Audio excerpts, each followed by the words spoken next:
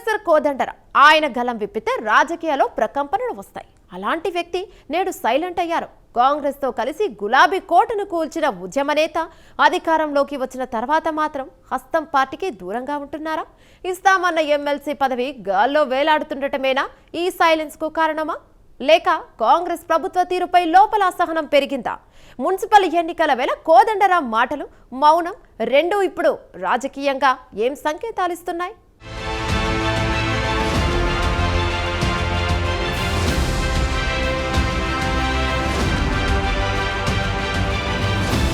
కోదండరాం రాష్ట్ర రాజకీయాల్లో కీలక పాత్ర పోషించిన నాయకుడు.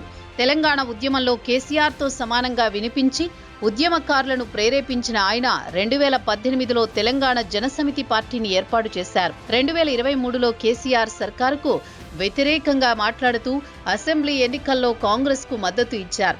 గత బీఆర్ఎస్ ప్రభుత్వానికి వ్యతిరేకంగా మాట్లాడమే కాక కాంగ్రెస్ ప్రభుత్వ ఏర్పాటుకు కృషి చేశారు. అయితే ఇప్పుడు కోదండరాం సైలెంట్ అయ్యారు. ఆయన ఇప్పుడు ఎక్కువగా కాంగ్రెస్ పార్టీతో కలవడం లేదని రాజకీయ వర్గాల్లో ప్రచారం జరుగుతోంది.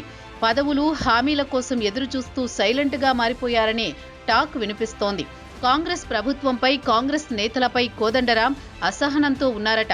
కాంగ్రెస్ అధికారంలోకి రాగానే మిగిలిన హామీలు అమలు కాకపోవడంతో కోదండరాం సైలెంట్ గా ఉన్నారట. అలాగే కాంగ్రెస్ ప్రభుత్వంపై అసహనం కూడా వ్యక్తం చేస్తున్నారట. మున్సిపల్ ఎన్నికల నేపథ్యంలో కాంగ్రెస్ పై కోదండరాం ఇటీవల చేసిన వ్యాఖ్యలే ఇందుకు నిదర్శనం.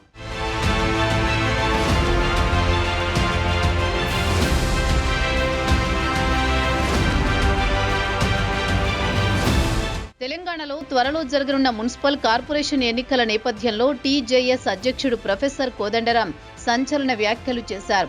ప్రస్తుతం ఉన్న కాంగ్రెస్ ప్రభుత్వంపై ప్రజల్లో వ్యతిరేకత మొదలైందని, రాష్ట్ర వ్యాప్తంగా క్షేత్రస్థాయిలో ప్రజల నాడిని గమనిస్తున్నారని అన్నారు. ప్రజల సమస్యలు త్వరగా పరిష్కరించాల్సిన అవసరం ఉందని, ప్రభుత్వం వేగం పెంచాలని కోదండరాం సూచించారు.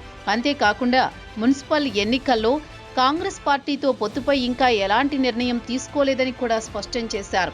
తెలంగాణ జనసమితి అభిప్రాయాలను ఇప్పటికే కాంగ్రెస్ అధిష్టానానికి తెలియజేశామని, పార్టీ కార్యకర్తలు ప్రజల సమస్యల పరిష్కారంలో అంకిత భావంతో ఉండాలని పిలుపునిచ్చారు. ఈ సందర్భంలో కాంగ్రెస్తో పొత్తు కొనసాగించాలా లేదా స్వతంత్రంగా పోటీ చేయాలా అనే అంశంపై స్పష్టత ఇవ్వకపోవడంతో రాజకీయ వర్గాల్లో చర్చకు కారణమైంది.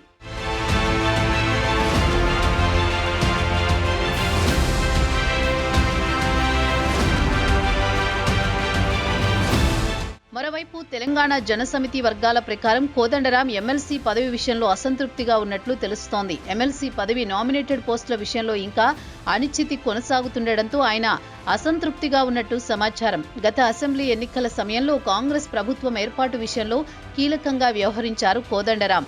ఇప్పటికే కోదండరాంకు ఎమ్మెల్సీ పదవి ఇస్తామని సీఎం రేవంత్ సైతం హామీ ఇచ్చారు. అయితే కోదండరాం ఎమ్మెల్సీ పదవి విషయంలోనూ అనిశ్చితి కొనసాగుతోంది. గవర్నర్ కోటాలో ఏర్పాటు చేసిన పదవి కేసులో కోర్టు తీర్పు పెండింగ్లో ఉంది.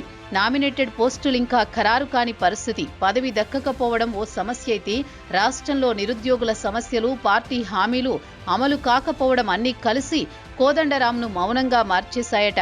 కాంగ్రెస్ కు మద్దతుగా మాట్లాడితే తమ పార్టీపై కూడా వ్యతిరేకత వచ్చే అవకాశం ఉందని కోదండరాం భావిస్తున్నారని పార్టీ వర్గాల్లో చర్చ జరుగుతోంది. ఇక కోదండరాం సైలెంట్ అయినట్లు కనిపిస్తున్నా ఇది వ్యతిరేకతను వ్యూహాత్మకంగా ఎదుర్కోవడం లాంటిదే అని పలువురు రాజకీయ విశ్లేషకులు అభిప్రాయపడుతున్నారు. ప్రజల సమస్యలను దృష్టిలో పెట్టుకుని కోదండరాం జాగ్రత్తగా అడుగులు వేస్తున్నారనే చర్చ కూడా జరుగుతోంది.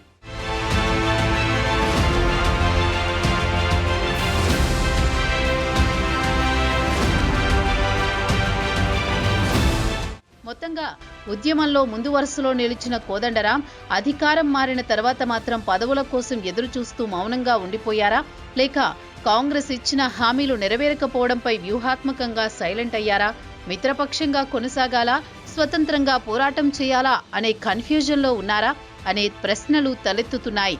ఏది ఏమైనా ఆయన మౌనం ఇప్పుడు తెలంగాణ రాజకీయాల్లో కొత్త చర్చకు తెరతీసింది. ఈ సైలెన్స్ ఎంతకాలం కొనసాగుతుందో, ఎప్పుడు మళ్లీ ఉద్యమ నేత గళం వినిపిస్తుందో వేచి చూడాల్సిందే.